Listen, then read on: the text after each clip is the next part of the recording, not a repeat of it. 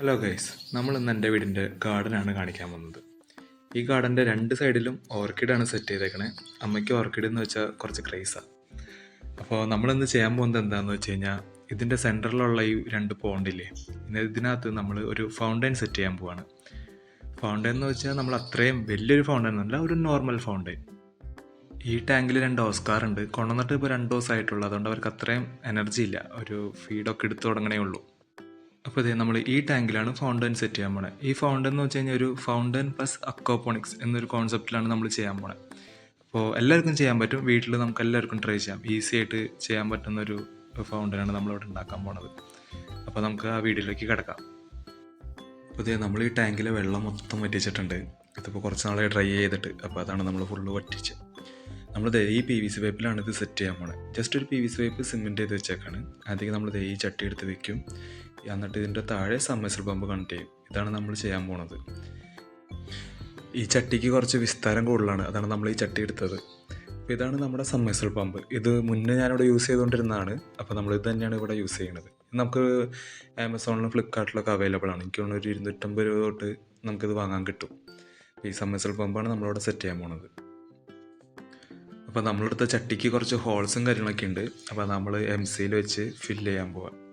പിന്നെ അതേമാതിരി സെൻറ്ററിലൊരു ഹോൾ ഓടും. അപ്പോൾ നമ്മൾ MC എടുത്തിട്ടുണ്ട്. MC പൊട്ടിച്ചപ്പോൾ ഉണ്ടല്ലോ, സൈഡിലൊരാളിരിപ്പുണ്ട്. ആളത് മിഠായിന്ന് വെച്ചിട്ട് നോക്കിയിരിക്കുക. എൻ്റെ പട്ടിക്കുട്ടിയാണ്, പേര് മിക്കുന്ന.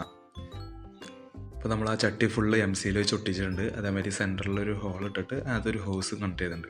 അപ്പോൾ ഫുള്ള് നമ്മൾ MC വെച്ച് അത് പേസ്റ്റ് ചെയ്ത് വെച്ചിട്ടുണ്ട്. അപ്പോൾ ഇനി കുഴപ്പമുണ്ടാവില്ല, ലീക്ക് ഉണ്ടാവില്ല എന്ന് വിചാരിക്കുന്നു.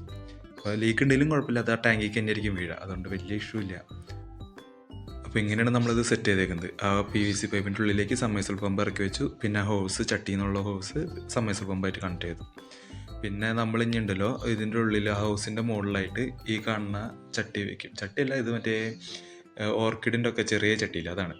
അത് എന്തിനാണെന്ന് വെച്ച് കഴിഞ്ഞാൽ ഇതിൻ്റെ ഉള്ളിൽ നമ്മൾ മെറ്റൽ ഫില്ല് ചെയ്യും. അപ്പോൾ ആ മെറ്റൽ ഇനി ഈ ഹോസിൻ്റെ ഉള്ളിൽ പോകാണ്ടിരിക്കാൻ വേണ്ടിയാണ് ഇങ്ങനെ ചെയ്തത്.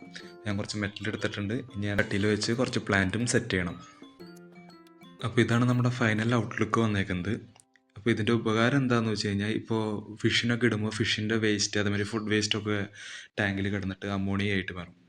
അപ്പോൾ അത് ഈ പ്ലാന്റ്സിന് വലിച്ചെടുക്കാൻ പറ്റും. എന്നിട്ട് നല്ലൊരു ഫ്രഷ് വാട്ടർ ടാങ്കിലേക്ക് വീഴും. അതേസമയം വീഴുമ്പോൾ കുറച്ച് ചാടിയാണ് വെള്ളം വീഴുന്നത്. അപ്പോൾ ഓക്സിജനും ഡിസോൾവ് ആവും. അപ്പോൾ ഫിഷിനും അതേമാതിരി നമ്മൾ ആ ചട്ടിയിൽ വെക്കുന്ന പ്ലാന്റ്സ് എന്താണോ അതിനും അത് യൂസ്ഫുള്ളാണ്. അപ്പോൾ ഇതാണ് ഇതിൻ്റെ പിന്നിലുള്ള ഒരു മെക്കാനിസം. അപ്പോൾ പിന്നെ നമ്മുടെ വീടിൻ്റെ ഫ്രണ്ടിൽ തന്നെ ആയതുകൊണ്ട് കാണാനും നല്ല രസമാണ്. അപ്പോൾ ഇതിനകത്തേക്ക് ഇനി ഫിഷിനെ ആഡ് ചെയ്യണം. പിന്നെ അതേമാതിരി സൈഡിലൊക്കെ കുറച്ച് പ്ലാന്റ്സും കൂടി വെക്കാനുണ്ട്. അതൊക്കെ നമ്മൾ ഇനി അടുത്തൊരു വീഡിയോ ആയിട്ട് ചെയ്യുന്നതായിരിക്കും. അപ്പോൾ thank you for watching. Bye bye.